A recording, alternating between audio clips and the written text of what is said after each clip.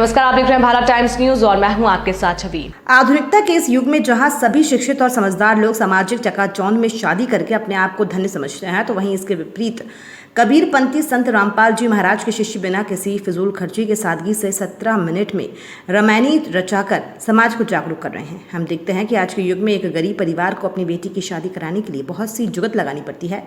वो जुगत किस लिए लगानी पड़ती है? सिर्फ दहेज के लिए। मीडिया सेवादार महेश दास ने बताया कि दहेज एक ऐसी बीमारी है हमारे देश की जो इस देश को दीमक की तरह भीतर ही भीतर खोखला करती जा रही है। जहां एक गरीब आदमी अपनी बेटी की शादी करने के लिए उसके जन्म से ही पैसे जोड़ने लग जाता है। ऐसी कुरीतियों को हमारे देश से जड़ से खत्म करने के लिए संत रामपाल जी महाराज ने अनेकों दहेज मुक्त रमैनियाँ करवाई हैं, जिसमें वो और वधू दोनों ही पक्ष से ना तो दहेज लिया जाता है और ना ही दहेज दिया जाता है। मात्र 17 मिनट में गुरुवाणी पढ़कर शादी की जाती है और वर वधू को परमात्मा का आशीर्वाद प्राप्त होता है। हमारे वेदों, शास्त्रों, पुराण आदि में भी इसी प्रकार की शादी के प्रमाण हैं। साथ ही मीडिया सेवादार महेश दास ने बताया कि दीपक दास पुत्र बजरंग दास तालेड़ा बूंदी से और प्रतीक्षा दासी पुत्री भवानी शंकर दास मेहराना सुल्तानपुर ने दहेज मुक्त विवाह करके समाज में नई मिसाल कायम की है। दहेज मुक्त विवाह की प्रेरणा उन्हें जीने की राह पुस्तक से मिली। दीपक दास का कहना है कि ये पहल संत रामलाल जी महाराज ने की है। इससे कई लोगों को बिना दहेज के शादी हुई है।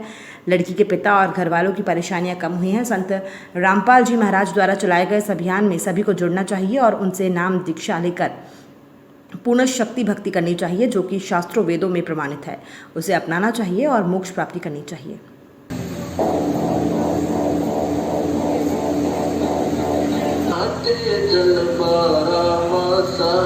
नमस्कार जी, क्या नाम है आपका? साहिब जी, विक्रम दास नाम है मेरा जी। कहाँ से आए हैं आप? मैं कोटा से आया हूँ। अच्छा, और ये क्या ऑर्गेनाइजेशन हो रहा है यहाँ पर? क्या कार्यक्रम हो रहा है? यहाँ दहेज मुक्त विवाह का कार्यक्रम हो रहा है, जो संत रामपाल जी महाराज की मुहिम है कि अब सब होगा सपना, दहेज मुक्त और नशा मुक्त होगा भारत अपना। इसी मुहिम के दौरान ये रमैनी समारोह का कार्यक्रम हो रहा है। संत भाषा में शादी को रमैनी बोला जाता है। यहाँ दहेज मुक्त विवाह हो रहा है।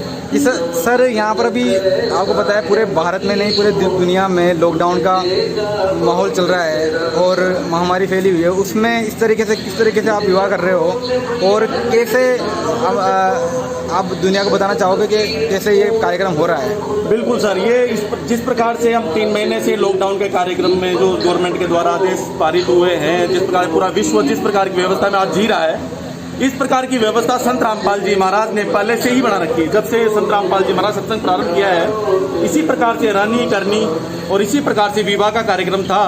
जो संत रामपाल जी महाराज के आदेश अनुसार जो 10 भगत लड़की पक्ष से 10 भगत लड़के पक्ष से इसी प्रकार के इतनी सी व्यवस्था में भगत इकट्ठे हों और अपनी शादी कर लें। सर, ये प्रोग्राम हो कहाँ रहा है आपका? ये कहाँ? ये आज यहाँ सुल्तानपुर शहर में हो रहा है। कोटा डिस्ट्रिक्ट में सुल्तानपुर शहर है, कोटा राजस्थान, और सुल्तानपुर गांव में ये सत्संग हो रहा है।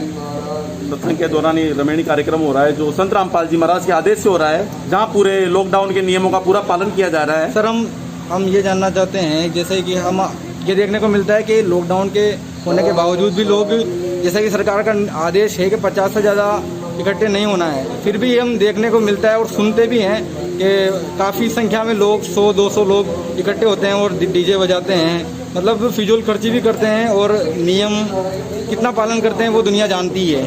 तो समाज को आप क्या कहना चाहोगे कि इस तरीके के विवाह हो या ना हो, कैसे उनको बताना चाहोगे? समाज को परमात्मा का संत रामपाल जी महाराज के आदेश दिया हुआ है कि अपने कम ही समय में, थोड़े समय में अपने को ज़्यादा भीड़ भाड़ ना कर, लोग दिखावा से बचते हुए अपने को ही कार्य करना चाहिए। जिस प्रकार से संत रामपाल जी महाराज ने बताया है कि कम व्यक्तियों में भी ये विवाह हो सकता है। जैसे ब्रह्मा विष्णु महेश की जो शादी की थी दुर्गा जी ने, तो उस प्रकार से की थी। तो उसने भी आदेश दिया था, लो बेटा ये आपकी पत्नी, लो बेटा आपकी पत्नी। इस प्रकार से ब्रह्मा विष्णु महेश की शादी हुई थी। उसी प्रकार से संत रामपाल जी महाराज के आदेश से भी इसी प्रकार शादी किया जा रहा है। और यहाँ परमात्मा के आदेश है और यहाँ गवर्नमेंट के भी हमने परमिशन ली हुई है कि 50 से अधिक कोई जनसमूह इकट्ठा नहीं होगा। तो यहाँ इसी प्रकार की आपको व्यवस्था देखने को मिली है। सभी ने मास्क लगाया हुआ है और सभी हाथ सैनिटाइज करके हमने अंदर प्रवेश किया है और यहाँ सभी सोशल डिस्टेंसिंग का पालन करते हुए सभी यहाँ बैठे हुए हैं। जी, बहुत बहुत धन्यवाद आपका। जी, आइए अब हम जानते हैं यहाँ पर जिनकी रमैनी हुई है, जिनका विवाह हुआ है, हम उनसे जानते हैं।